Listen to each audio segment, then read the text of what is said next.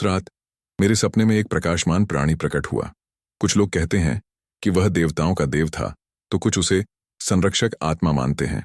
और उसने मुझसे कहा कि बहुत समय पहले प्राचीन भारत में एक गांव था जो सुनहरे गेहूं के खेतों और छायादार और फलदायी आम के वृक्षों से घिरा हुआ था। गांव के बीचों बीच एक विशाल अंजीर के वृक्ष के पास लोहार भैरव की कार्यशाला थी। उसकी भुजाएं बलवान थीं, सीना चौड़ा था और हाथ काले से काले थे। उसके हाथ में हथौड़ा मानो उसके शरीर का ही एक हिस्सा हो। भैरव का सम्मान इसलिए होता था क्योंकि उनकी भट्टी हर किसी के काम आती थी। किसान अपनी घिसी हुई कुदालें लाते थे, सैनिक टूटे हुए भाले लाते थे और औरतें टूटे फूटे बर्तन लाती थीं। वे अमीर गरीब सभी के लिए एक समान लगन से काम करते थे। फिर भी वे सादगी प्रिय थे। उनकी छत घास फूस की थी और पलंग लकड़ी का चबूतरा था। लेकिन भैरव का सबसे अनमोल खजाना उनकी बेटी काव्या थी। वह आग और लोहे की आवाज़ों, चिंगारियों की चमक और गर्म धातु की गंध के बीच पली बढ़ी। जहां दूसरी लड़कियां केवल कढ़ाई और खाना बनाना सीखती थीं, वहीं काव्या ने धौंकनी चलाना, चिमट्टे से लोहे को पकड़ना और धातु के रंग को देखकर यह जानना सीखा कि वह तैयार है या नहीं। एक दिन उसने पूछा, पिताजी, आपको लोहा ठोकने का सही समय कैसे पता चलता है? भैरव मुस्कुराया। उसके चेहरे पर गर्मी और समय के कारण झुर्रियां पड़ गई थीं। लोहा अपने रंग से बोलता है। अगर आप इसे बहुत जल्दी तोड़ेंगे तो यह आकार नहीं लेगा। अगर आप इसे बहुत देर से तोड़ेंगे तो यह टूट जाएगा। बेटी, यही जीवन है। कभी कभी आपको सही समय पर काम करना आना चाहिए, न बहुत जल्दी न बहुत देर से। काव्या ने उस वाक्य को अपने दिल के करीब रखा। गांव में कई लोग काव्या के साहस का सम्मान करते थे। जमींदार के अहंकारपूर्ण व्यवहार पर वह कभी सिर नहीं झुकाती थी। अगर वह किसी को दूसरे का शोषण करते देखती तो कड़े शब्दों में हस्तक्षेप करती थी। साथ ही वह बच्चों और जानवरों के प्रति दयालु थी। वह दुबले पतले कुत्तों को रोटी के टुकड़े देती थी और छोटे बच्चों के लिए धातु के खिलौने बनाती थी। लेकिन कई लोगों की नजर में वह महजम लोहार की बेटी ही बनी रही। और ऐसे समय में जब शादियां सिर्फ आत्मिक मिलन नहीं बल्कि व्यापारिक सौदे थीं, इस बात का बहुत महत्व था। एक दिन एक पड़ोसी भैरव के पास गया। श्री भैरव, आपकी बेटी विवाह योग्य आयु की है, लेकिन भला ऐसी लड़की से कौन शादी करना चाहेगा जो भट्टी के धुएं की गंध देती हो, मर्दों की तरह बात करती हो और हथौड़ा चलाती हो? काव्या ने दूर से यह सुना और उसकी छाती में जलन होने लगी। बाद में अपने पिता के साथ अकेले में उसने उनसे ये बातें बताईं। पिताजी, उनके लिए मैं हमेशा कमतर ही रहूंगी। अगर मैं किसी ब्राह्मण या व्यापारी की बेटी होती तो शायद मेरा साहस एक सद्गुण होता, लेकिन एक लोहार की बेटी होने के कारण यह एक दोष बन जाता है। भैरव ने उसे स्नेह भरी निगाहों से देखा। बहुत से लोग लोहे को तुच्छ समझते हैं। वे कहते हैं, कंदा, भारी, लेकिन इसके बिना न हल, न तलवार, न द्वार टिक सकता है। दुनिया को इसकी चमक दमक से इसका मूल्य तय न करने दें। इसका मूल्य इसकी मजबूती में निहित है। कई साल बीत गए और कोई भी शादी का अच्छा प्रस्ताव लेकर आगे नहीं आया। कुछ पुरुषों को तो बस काम के लिए एक मजबूत साथी चाहिए था, या फिर चुप कराने के लिए कोई। काव्या ने यह जानते हुए भी इनकार कर दिया कि इससे वह अपने निश्चित भाग्य से अलग थलग पड़ जाएगी। उन्होंने कहा, मैं एक आत्माहीन उपकरण की तरह व्यवहार किए जाने से बेहतर शादी न करना पसंद करूंगी। गांव में जीवन सामान्य गति से चलता रहा, जब तक कि एक गर्मी के मौसम में कुछ अजीबोगरीब घटित होने लगा। भोर में जब भैरव अपनी कार्यशाला खोलता तो उसे दहलीज पर धातु की छोटी छोटी वस्तुएं मिलतीं। एक बिल्कुल सीधी कील, एक छोटी त्रुटिहीन रूप से मुड़ी हुई अंगूठी और लोहे का एक टुकड़ा जो पत्ते के आकार का था। वह सोचने लगा, ऐसा किसने किया होगा? यह किसी अनुभवहीन प्रशिक्षु का काम नहीं था। इसमें निपुणता और सटीकता शामिल थी। काव्या भी उत्सुक हो गई। पिताजी, अगर कोई अभ्यास कर रहा है तो उसमें बहुत प्रतिभा है। उस रात उन्हें दूर से धातु की क्लिंक क्लिंक जैसी आवाज सुनाई देने लगी, मानो कोई जंगल में हथौड़ा चला रहा हो। जब वे जांच करने गए तो उन्हें वहां कोई नहीं मिला। केवल कोयले और जंगली फूलों की खुशबू लिए हवा बह रही थी। एक दिन रहस्य को सुलझाने के लिए दृढ़ संकल्पित होकर काव्या ने अपने पिता के सो जाने का इंतजार किया। एक दीपक लिया और गांव के पास एक छोटे से उपवन की ओर जाने वाले रास्ते पर उस आवाज का पीछा किया। धातु की आवाज तेज होती गई। वह एक मोटे पेड़ के तने के पीछे छिप गई और बाहर झांकने लगी। जो कुछ उसने देखा उससे वह दंग रह गया। एक खुले मैदान में एक पत्थर का निहाई पड़ा था। उसके ऊपर एक विशाल पक्षी उड़ रहा था, जिसके गहरे पंख पॉलिश किए हुए धातु के बने प्रतीत होते थे। एक घुमावदार और मजबूत चोंच थी और उसके पंजे हुक की तरह नुकीले थे। लेकिन सबसे आश्चर्यजनक बात यह थी कि पक्षी ने अपनी चोंच में एक छोटा हथौड़ा पकड़ रखा था और बड़ी कुशलता से निहाई पर रखे अयस्क के एक टुकड़े पर प्रहार कर रहा था। हर प्रहार के साथ उसके पंखों से चिंगारियां निकल रही थीं, मानो उसके शरीर में आग लगी हो। काव्या के हाथ से दीपक लगभग गिर ही गया था। चिड़िया ने चोंच मारना बंद कर दिया और उसकी ओर सिर घुमाया। उसकी आंखें किसी साधारण जानवर जैसी नहीं थीं। उनमें बुद्धिमत्ता की एक झलक थी, मानो पकड़े जाने पर शर्मिंदगी का भी संकेत हो। वहां कौन है? खुले मैदान में गूंजती एक स्पष्ट आवाज ने पूछा। काव्या ने बड़ी मुश्किल से अपनी बात कही। मैं लोहार भैरव की पुत्री काव्या हूं। चिड़िया निहाई पर उतरी। तभी जादू और तीव्र हो गया।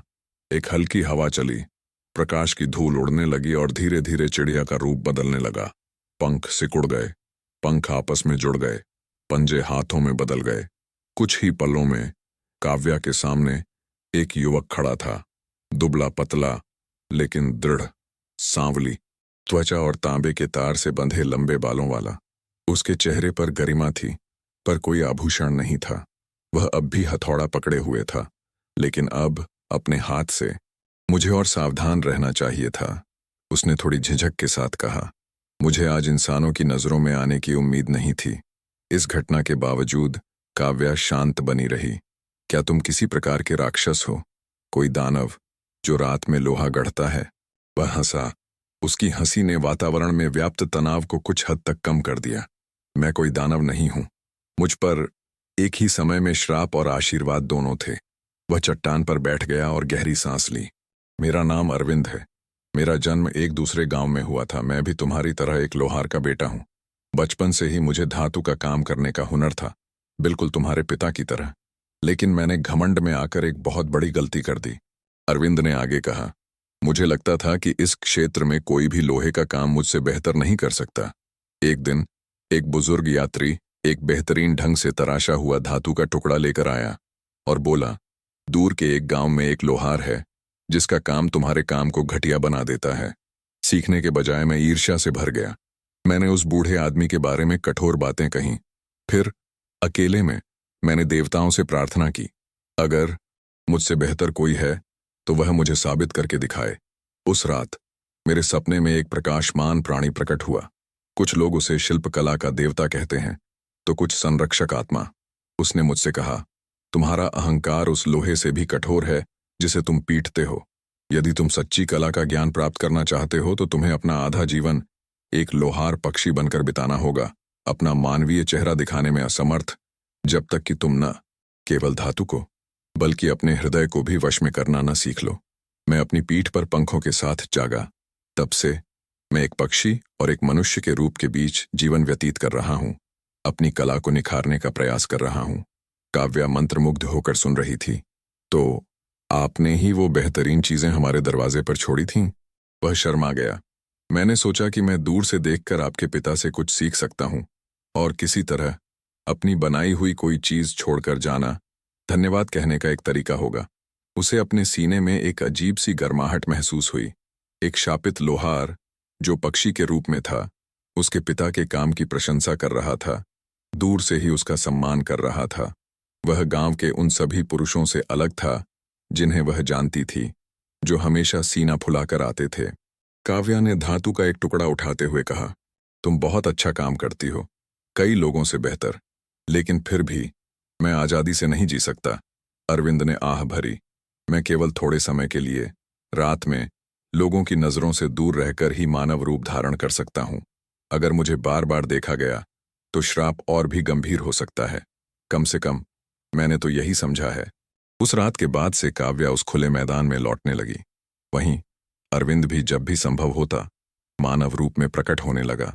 कभी कभी वे दोनों मिलकर कुछ गढ़ते, हथौड़े एक साथ टकराते, चिंगारियां टूटते तारों की तरह बिखरती। वह उसे अपने पिता के कुछ सरल गुण सिखाती, और वह उसे वे तकनीकें सिखाता जो उसने अज्ञात स्थानों पर एकांत रातों में सीखी थीं। उनके बीच पेशेवर प्रशंसा से परे एक गहरा रिश्ता पनपने में ज्यादा समय नहीं लगा। जब एक हंसता तो दूसरा भी हंसता, जब एक अपना पुराना दुख साझा करता तो दूसरा बिना किसी पूर्वाग्रह के सुनता। लेकिन एक बहुत बड़ी समस्या थी, दुनिया। गांव वालों को कैसे समझाए कि लोहार की बेटी एक ऐसे आदमी से मिल रही है जो आधे समय पक्षी बना रहता है। उसके पिता को कैसे बताए, और उससे भी बढ़कर किसी ऐसे व्यक्ति के साथ प्रेम संबंध कैसे निभाए जिस पर अभिशाप लगा हो। एक रात जब वे दिन भर के काम के बाद आराम कर रहे थे, अरविंद ने कहा, मैं अपनी टूटी हुई किस्मत में किसी और को शामिल नहीं करना चाहता था, लेकिन काव्या, मैं अब यह दिखावा नहीं कर सकता कि तुम सिर्फ एक साथी कारीगर हो। उसने अपना हाथ उसके होठों पर रखकर उसे बीच में ही रोक दिया। जो बात मेरा दिल पहले से जानता है उसे मत कहो, उसने धीरे से कहा। इसे तभी कहो जब तुम में इसका सामना करने का साहस हो। शाप का भार? उसने पूछा। कांव का भार, उसने सुधार करते हुए कहा। मेरे पिता ब्राह्मण, वे भाषाएं जो वे बोलते हैं। अरविंद ने आह भरी। यह वादा करना कि मैं तुम्हें एक सामान्य जीवन दे सकता हूं, झूठ होगा। मुझे नहीं पता कि यह स्थिति कब तक रहेगी, लेकिन मैं एक बात जानता हूं, श्राप मिलने से पहले मैं अपनी परछाई के अलावा किसी और से प्यार करना नहीं जानता था। अब पंखों से बंधे होने के बावजूद मैंने कुछ ऐसा खोज लिया है जो मुझे न केवल एक लोहार के रूप में बल्कि एक बेहतर इंसान बनने के लिए प्रेरित करता है। वह मुस्कुराई। भट्टी की मंद रोशनी में उसकी आंखें चमक उठीं। शायद आकर्षण अभिशाप नहीं है, बल्कि वह है जो इसने आपको देखने के लिए मजबूर किया। काव्या जानती थी कि वह अपने पिता से यह बात हमेशा के लिए नहीं छिपा सकती। एक रात उसने गहरी सांस ली और भैरव को सब कुछ बता दिया। पिताजी, एक ऐसा व्यक्ति है जो लोहे पर इस तरह काम करता है जैसा मैंने पहले कभी नहीं देखा। वह हम जैसा ही है, लेकिन वह एक पक्षी भी है। लोहार की आंखें चौड़ी हो गईं। बेटी, क्या भट्टी की गर्मी ने तुम्हारा दिमाग पिघला दिया है? उसने जिद की। वह अपने पिता को खुले मैदान में ले गई। वहां अरविंद घबराया हुआ उनके सामने मानवीय रूप में प्रकट हुआ। उसने अपनी कहानी सुनाई, किसी को नहीं बख्शा। उसने अपने अहंकार, अभिशाप और खुद को सुधारने के अपने प्रयास को स्वीकार किया। भैरव चुपचाप सुनता रहा। उसका चेहरा ठंडे लोहे की तरह कठोर था। अरविंद के बोलने के बाद लोहार निहाई के पास गया। उसने धातु का एक टुकड़ा उठाया। तुम कहते हो कि तुम अहंकार के शापित थे, उसने युवक की ओर सीधे देखे बिना कहा। लेकिन मुझे तुम्हारे काम में विनम्रता दिखाई देती है। यह बनावटी नहीं हो सकती। लोहा उसे चलाने वाले की आत्मा को प्रकट करता है। वह मुड़ गया। मेरी बेटी ऐसे व्यक्ति की हकदार है जो अग्नि, कर्म और सत्य का सम्मान करता हो। मुझे इस बात से कोई फर्क नहीं पड़ता कि आप ब्राह्मण, क्षत्रिय, वैश्य, शूद्र या पक्षी हैं। मेरे लिए मायने यह रखता है कि क्या आप सही समय पर हथौड़ा नीचे रखने का साहस रखते हैं। अरविंद को अपने पैरों में कमजोरी महसूस होने लगी। तो क्या आप मुझे इसकी अनुमति देंगे? भैरव ने कहा। मेरी बेटी की वसीयत मेरी नहीं है, उसे पूछो, मुझसे नहीं। सब कुछ देख रही काव्या घबराकर हंस पड़ी। आपने पहले ही जवाब दे दिया है। बेशक सब कुछ आसान नहीं था। जब गांव वालों को पता चला कि लोहार की बेटी एक जादुई पक्षी से शादी करेगी तो सबकी प्रतिक्रियाएं अलग अलग थीं। कुछ ने इसे मनगढ़ंत कहानी समझा, कुछ ने अपशकुन की बात की और कुछ भूत प्रेतों से डरने लगे। ब्राह्मणों को आश्चर्य हुआ कि क्या इससे किसी प्राचीन नियम का उल्लंघन हो रहा है। लेकिन गांव की एक बूढ़ी औरत ने धीरे से कहा, मैंने ऐसे कई विवाह देखे हैं जिनमें लोग एक दूसरे के साथ जानवरों जैसा व्यवहार करते हैं। शायद यह कोई अजीब बात नहीं है कि कोई इंसान ऐसे व्यक्ति से शादी करे जो आत्मा का सम्मान आम लोगों से कहीं अधिक करता हो। उन्होंने जंगल में भट्टी के पास बने खुले मैदान में संध्या काल में एक साधारण समारोह आयोजित करने का निर्णय लिया। भैरव ने लोहे की 2 अंगूठियां गढ़ीं और उन्हें तब तक पॉलिश किया जब तक कि उनमें देखने वाले का चेहरा प्रतिबिंबित न होने लगे। उन्होंने कहा, सोना सुंदर होता है लेकिन लोहा ईमानदार होता है। अगर उसमें जंग लग जाए तो इसका मतलब है कि उसकी देखभाल नहीं की गई, बिल्कुल शादी की तरह। अनुष्ठान के दिन अरविंद साधारण वस्त्र पहने बिना आभूषण के मानव रूप में प्रकट हुए। काव्या ने अपने पिता द्वारा रंगी हुई मिट्टी के रंग की साड़ी पहनी थी। गांव के ब्राह्मण ने कुछ झिझकते हुए मंत्रों का पाठ किया, लेकिन वहां कुछ ऐसा हुआ जो तयशुदा नियमों से अलग था। धन और अनेक संतानों के वादों के बजाय दंपति ने साधारण प्रतिज्ञाएं की। अरविंद ने कहा, मैं वादा करता हूं कि जब आपको आकार की जरूरत होगी तो मैं हथौड़ा बनूंगा, और जब आपको ठंडक की जरूरत होगी तो पानी बनूंगा। मैं वादा करती हूं कि जब तुम लड़खड़ाओगे तो मैं आग बनूंगी, और जब तुम्हें सहारे की जरूरत होगी तो मैं एक निहाई बनूंगी। काव्या ने कहा। सभी लोग भावुक हो गए, यहां तक कि सबसे संशयवादी लोगों ने भी कुछ अलग महसूस किया, मानो स्वयं धर्म मौन रूप से ताली बजा रहा हो। लेकिन अभिशाप अभी भी कायम था। अरविंद का हर दिन पक्षी में बदलने का सिलसिला जारी रहता था। उनके वैवाहिक जीवन का एक हिस्सा इस दोहरे रूप के साथ जीना था। कभी काव्या पंखों की फड़फड़ाहट की तेज आवाज से जागती, तो कभी वह रातें अकेले बिस्तर पर बिताती, यह जानते हुए कि उसका पति चांदनी रात में उड़ रहा है, किसी ऐसे उद्देश्य की पूर्ति कर रहा है जिसे वह मुश्किल से समझ पाती थी। हालांकि वर्षों पहले एक सपने में किया गया एक वादा था जिसके बारे में अरविंद ने कभी किसी को नहीं बताया था। शाप देने वाले प्रकाशमान प्राणी से अपनी पहली मुलाकात में उसने न केवल दंड के बारे में सुना था, बल्कि अपनी मुक्ति की एक शर्त के बारे में भी सुना था। जब आपको कोई ऐसा व्यक्ति मिल जाए जो आपसे आपके रूप रंग के लिए नहीं, बल्कि आपके परिवर्तन की इच्छा के लिए प्रेम करे, और जब आप एक पूरा वर्ष अपनी प्रतिभा का उपयोग अहंकार फैलाने के लिए नहीं, बल्कि केवल सेवा करने के लिए करें, तब पक्षी का रूप धुएं की तरह विलीन हो जाएगा। तब तक आपके पंखों की हर फड़फड़ाहट के साथ आपको अपने पुराने अहंकार के बोझ की याद आती रहेगी। जीवन के इस नए अध्याय में यह अंततः संभव प्रतीत हुआ। काव्या के साथ और उसके पिता के मार्गदर्शन और मित्रता से परिपूर्ण अरविंद ने अपना पूरा ध्यान गांव की भट्टी पर लगा दिया। उन्होंने सभी के लिए बेहतर औजार बनाना शुरू किया, बिना अत्यधिक कीमत लिए, बिना ग्राहकों का चयन किए। सैनिक हथियार मांगने आते थे, लेकिन वह पूछते थे, वे इनका इस्तेमाल किस लिए करेंगे, रक्षा के लिए या दमन के लिए? अगर उसे लगता कि उसके साथ दुर्व्यवहार हुआ है, तो वह सेवा लेने से इनकार कर देता, भले ही इसका मतलब लाभ का नुकसान ही क्यों न हो। काव्या बदले में लोगों और अपने पति के बीच एक सेतु बन गई। उसने गांव वालों को समझाया कि उसका जादू कोई दुश्मन नहीं, बल्कि अच्छाई के लिए दिया गया एक वरदान है। समय के साथ सबसे डरपोक लोग भी उससे सलाह लेने लगे। मैं अपने जिद्दी बेटे को कैसे सुधारूं? मैं अपनी टूटी हुई शादी को कैसे ठीक करूं? उसने ठोस उपमाओं के साथ जवाब दिया, ठंडे लोहे पर चोट करने का कोई फायदा नहीं। पहले उसे संवाद की अग्नि में तपा लो, उसके बाद ही उसे आकार देने की कोशिश करो, और गुस्से में चोट मत करो, वरना वह टूट जाएगा। महीने बीतते गए। अरविंद अब भी पक्षी में रूपांतरित हो जाता था, लेकिन हर उड़ान उसे सजा से ज्यादा एक हमले जैसी लगती थी। कभी वह खेतों के ऊपर से उड़ता और किसानों को महामारी के आने की चेतावनी देता, कभी वह मवेशी चुराने की कोशिश कर रहे चोरों का पीछा करता। वह अपने पंखों का इस्तेमाल रक्षा के लिए करता था, दिखावे के लिए नहीं।